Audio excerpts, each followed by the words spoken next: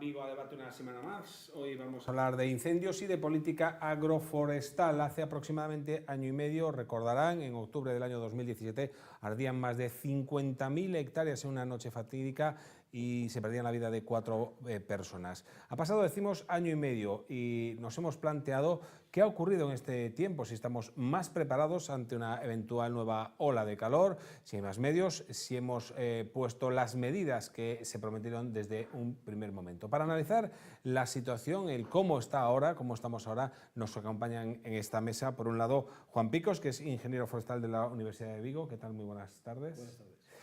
Y por el otro lado, Antón Lois, que es Amigos da Terra, de la Asociación Amigos da Terra, y Uxío González, que es presidente de la Mancomunidad de Montes de Vigo, afectada esa noche en primerísima persona. Bueno, pues se cadra, empezamos por ti, Anxo.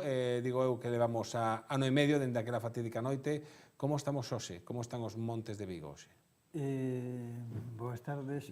Pois os Montes de Vigo intentando pouco a pouco recuperarse daquel fatídico día que para nada entraba nas nosas previsións que un lume podera facer tanto dano. Eu teño que recoñecer que me equivocaba, que máis dunha vez cando me preguntaban no verán como tiñamos, pois eu tiñamos certa tranquilidade porque tiñamos 2 parques de bombeiros na cidade, porque temos un montón de pistas, porque temos os montes comunais máis ou menos decentes. Tiñamos, a verdade, certa tranquilidade. Bueno, deronse unhas circunstancias excepcionais, non? Isto da humidade, da temperatura, pero ao mesmo tempo, ano e medio despois, preocupantes. Preocupantes porque despois deses lumes que foi en outubro, que hai agora un mes, en este trimestre leva ardido máis que en todo o ano 2018. Que entón, o tema empeza a ser, a verdade, moi preocupante. Durante a intervención falaremos de varias cuestións, pero eu creo que temos que empezar a usar o sentido común e cambiar algo porque non podemos seguir como está agora. Antón, a mesma pregunta, como estamos hoxe dende o teu punto de vista?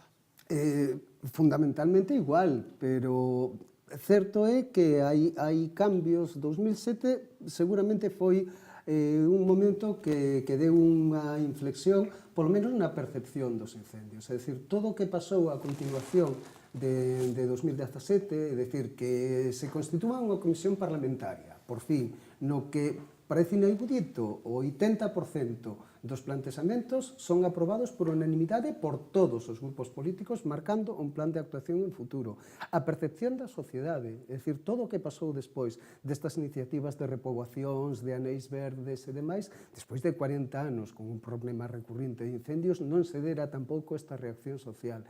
É dicir, a situación estructural segue sendo a mesma, pero probablemente a percepción social cambiou, esa percepción social probablemente impulsou cambios políticos que se notarán a 30 anos, porque o que estamos vivindo agora é a inercia das políticas de 40 anos atrás. Bueno, estas solucións tamén teñen esa inercia, pero sí hai un cambio. A sociedade casi sempre vai por diante dos políticos e da política, non? Fundamentalmente. É o máis importante a veces, o cambio do chip, non? Juan, la mesma pregunta, como estamos hoy desde tu punto de vista?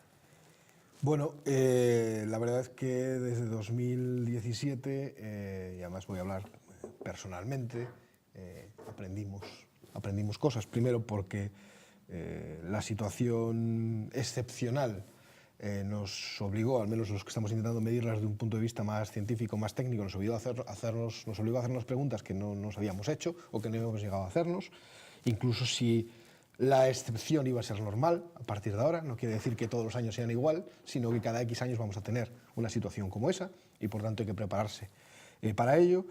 Y también hay que agradecer que instituciones como en el caso de la Diputación de Pontevedra nos diera una serie de recursos para permitirnos hacer la autopsia, vamos a hacer el símil macabro, ¿no? Hacer un poco la autopsia de qué había pasado para obtener conclusiones.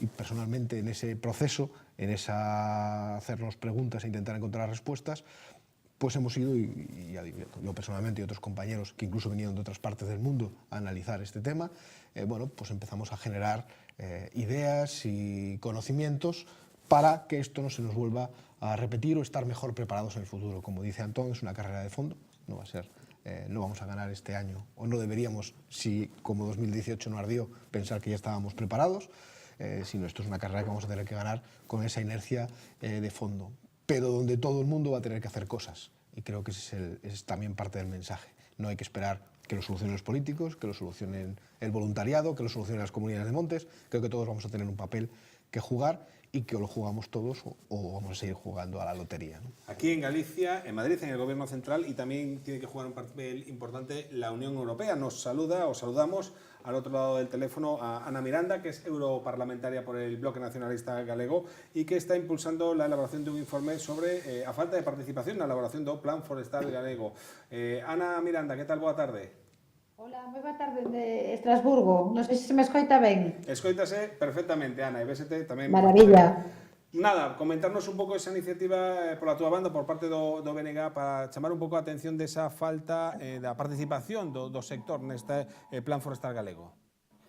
Bueno, a verdade é que isto nace a raíz dunha pregunta parlamentar sobre a xestión dos incendios, na que o Comisario de Medio Ambiente resposta no pasado mes de marzo coa seguinte afirmación: a Comisión Europea é consciente do uso de especies de eucalipto na silvicultura galega e a información que ten a Comisión Europea é que o Programa de Desenvolvemento Rural actual de Galiza exclúe o aumento de superficie forestal con esta especie. Cando a Comisión resposta a isto, en concreto o Comisario de Medio Ambiente, o Comisario Vela, a verdade é que nos quedamos con moita sorpresa, porque o que se sabe actualmente é que foi aumentada a superficie de eucalipto, non? Entón, o feito que a Comisión Europea informe que se está excluindo o aumento da especie do eucalipto sobre a base do que é a actual planificación forestal galega, considerouse por nós unha información incorrecta e é por iso que decidimos respostarlle ao comisario levando a Bruselas a semana pasada precisamente a un grupo de persoas expertas, de representantes locais, de persoas que traballan no sector forestal para trasladar, sobre todo, unha visión alternativa e explicar que neste caso non se corresponde coa realidade da planificación forestal que está trasladándolle a Xunta de Galiza á Comisión Europea, non? Entón, a reunión foi moi interesante, falamos moitísimo sobre o modelo actual, durou 3 horas, algo moitas veces impensable, non? Cando estamos no noso país, onde non a veces nin te recibe un director xeral e ali estaban pois os máximos representantes a nivel tanto da Dirección Xeral de Medio Ambiente como de Agricultura, como de Cambio Climático, porque o cambio climático, e estes días tivemos aquí a Greta Thunberg e a todo o movimento que está pasando alrededor de chamar a atención sobre o impacto do cambio climático e está claro que os incendios influen muitísimo e por iso quixemos trasladarlle á Comisión Europea, ao Executivo, esta problemática é moi, moi grave. Que pode ou que debe facer a Comisión Europea a Unión Europea ao respecto dos incendios forestais para tratar de evitalo, sobre todo? Existen uns fondos europeos, como ben sabemos, destinados fundamentalmente á prevención. A cuestión é que polo mal uso dos fondos europeos non sempre se fai ben a prevención, pero xa non é só iso, é que a planificación é o problema de fondo, non? A superficie de eucalipto en Galiza aumentou descontroladamente fora da planificación. Existiron moitos pronósticos sobre esa situación e pasouse a un 1000% de aumento, non? Teño aquí os datos, non? Os datos proporcionados a superficie do cuarto inventario nacional, a superficie de Eucalipto globulus ocupaba 268.000 hectáreas, é dicir, un 13% máis da superficie planificada polo Plan Forestal Galego para o ano 2030, e o problema é que as masas puras de Eucalipto globulus aumentaron até 300.000, o que supón un aumento do 8,3% sobre o ano 2009. Entón, o problema é que os datos, primeiro, estánse mandando inexactos, neste momento hai un plan forestal que vai a sair, está en tratamento, pero ademais, dende os anos 70 a superficie de masas puras de eucaliptos pasou de 30.000 a 300.000 hectáreas e isto que supón nada máis e nada menos que un aumento do 1000%. Despois, outro elemento favorecedor desta expansión, que foi o que lle trasladamos ao comisario Vela, é que o abandono do rural e os incendios forestais teñen unha relación, precisamente, unha correlación entre a expansión descontrolada e os incendios, porque o eucalipto sabemos que arde rápido e que arde moito, e que ademais se expande moito, non? Entón, a Comisión Europea pode controlar iso con fondos europeos, xa dixo que non vai a dar ningún fondo máis para aumentar a superficie de eucalipto, e o que quedaron moi sorprendidos é sobre a cuestión da falla de participación no plan forestal, porque as directivas medioambientais que exixen a participación das entidades, das persoas implicadas, sexan concellos, sexan comunidades de montes, sexan expertos na materia que teñen que estar a través do mundo ecoloxista ou do mundo científico, non foron consultadas, ou polo menos non foron consultadas até agora. E iso sí que é un problema para a Comisión Europea, porque exixe a propia normativa. Bueno, acompáñame na mesa Antón Lois, que é membro de Amigos da Terra, Juan Picos, que é ingeniero forestal da Universidade de Vigo, e Uxío González, que é presidente da Mancomunidade de Montes de Vigo. Non sei se algún de vos quere facer algunha pregunta ou algún comentario ao respecto desta intervención da eurodiputada do Bloque Nacionalista Galego, Ana Miranda. No, en principio, eso, simplemente matizar que, claro que o eucalipto é un problema. En xeral, todos os monocultivos forestais son un problema, pero é que é unha peza máis de un problema dunha enorme complexidade. É dicir, cando se revisan as estadísticas de incendios, claro que os eucaliptais arden, e arden moito, e se propagan moito, e o lume beneficia todavía máis a expansión do eucalipto. Pero que tamén arden masas forestais que non son de eucalipto, tamén arde monte raso, tamén arden zonas onde non hai unha soa árbore. É dicir, que son moitísimos factores, e o que non podemos facer é segregar un factor dos outros. Dende logo, o eucalipto é un grave problema. Falaba de falta de participación na elaboración do Plan Forestal Galego. Non sei se compartides un pouco esta opinión, Uxío, Antón, Juan. É un plan forestal que no que se está escoitando digamos os diferentes actores que teñen que ver, ou é un plan forestal unilateral por parte da Xunta de Galicia? Bueno, eu formo parte do Consello Forestal de Galicia, ou vim formando parte hasta agora, xa vaime cumplir o mandato. Eu non sei cantos anos levamos aí dándolle voltas ao plan, e mesmo primeiro as directrices do plan. Creo que non está rematado, de feito non teño a última versión, que ainda eu creo que están cambiando o texto en función das achegas que hubo nun trámite de información pública. Si que descoñezo se ese trámite foi xeral ou foi parcial. Non, foi parcial. Perdón? Foi parcial. De feito, vale, sí. Eu sei a parte que me toca, entón non coñezo a última versión que houbera. Bueno, supoño que ainda despois de pasar o Consello Forestal, antes de pasar o propio Consello da Xunta, terá que facer tamén outro trámite. Non descoñezo exactamente cal vai ser o procedimento. Eu creo que ainda lle quedan moitas voltas que lle dar. Teño a sensación. Sí, sobre todo que hai un problema procedimental, que moitas veces un dos principais problemas das administracións en xeral, especialmente agudo no caso da Xunta de Galicia. Confunden procesos participativos con procesos consultivos. É dicir, a participación é horizontalmente todos os asentes implicados, os distintos asentes sociais, desenvolvendo un proxecto común do que se desenvolve despois un documento que pasa a ser normativo.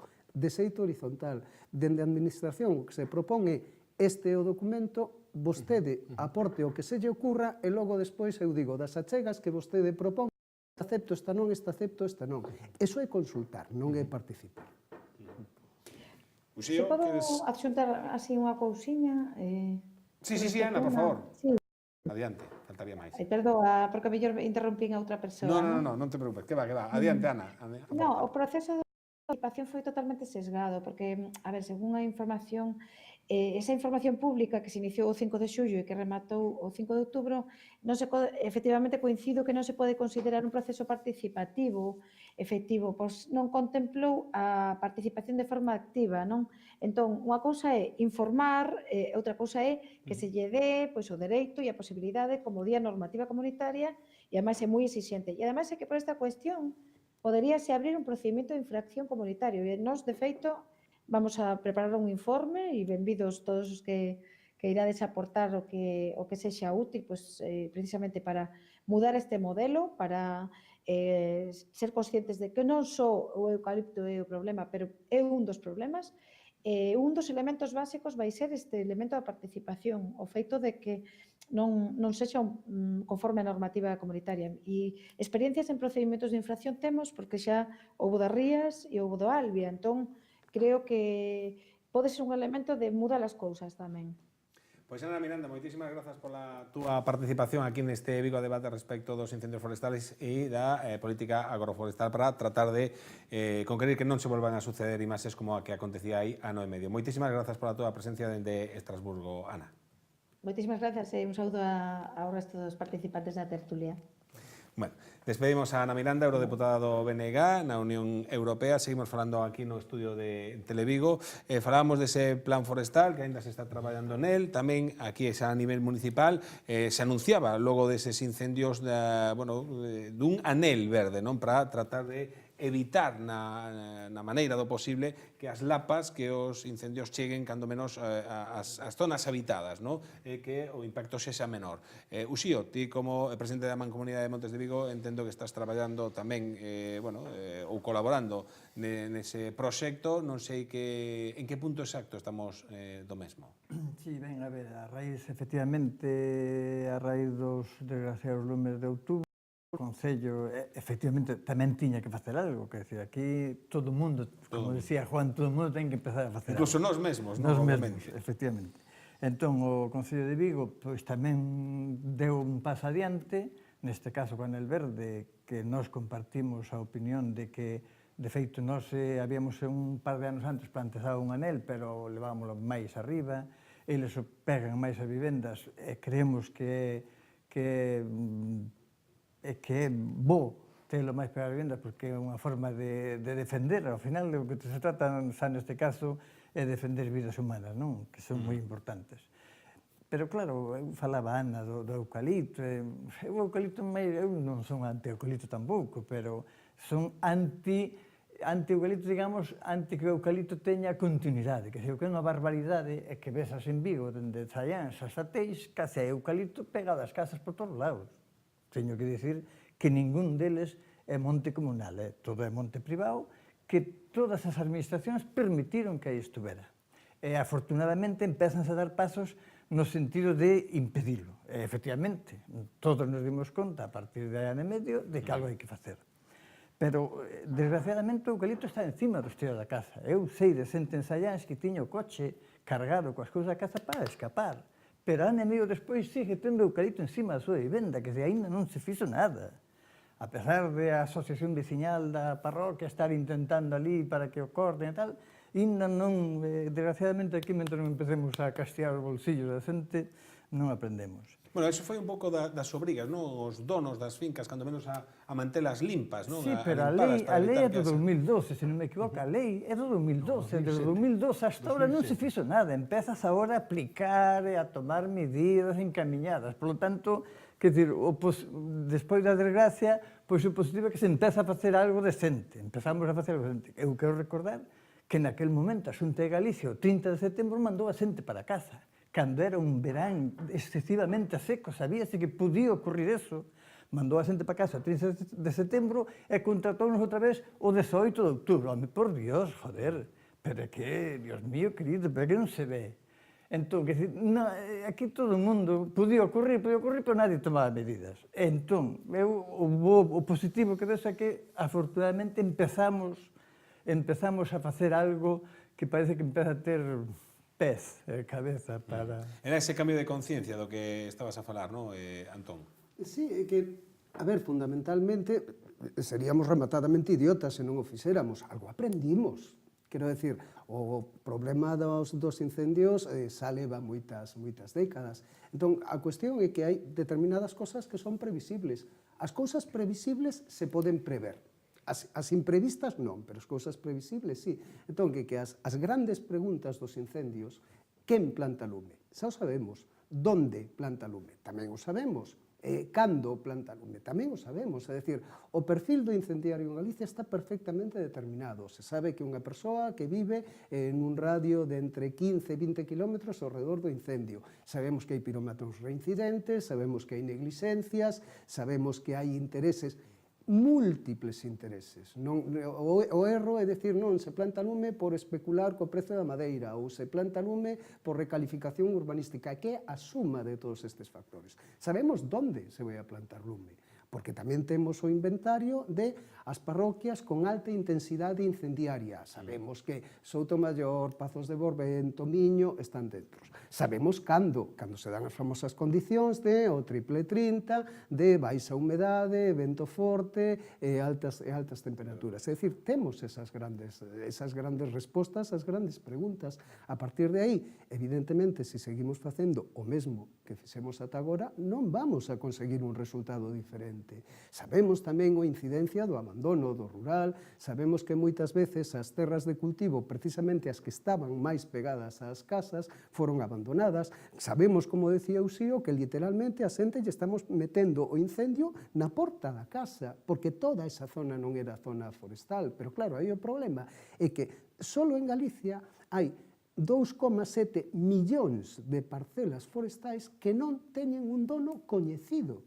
Claro, cando decimos franxa de seguridade, bueno, é que hai 2,7 millóns de parcelas que non se sabe de quen son. Claro, desbrozar eso, é que só na provincia de Pontevedra, se o sacamos do mapa e o poñemos no terreo, as franxas de seguridade rondarían desbrozar o 10% da provincia de Pontevedra. Estamos falando de núcleos de poboación, casas eilladas, vías de comunicación, casi o 10%. Eso, a 300 e pico euros por hectárea, significa un par de veces o ano 30 millón de euros solo para desbrozar. Claro, é que esos son os factores que temos que ter en conta tamén.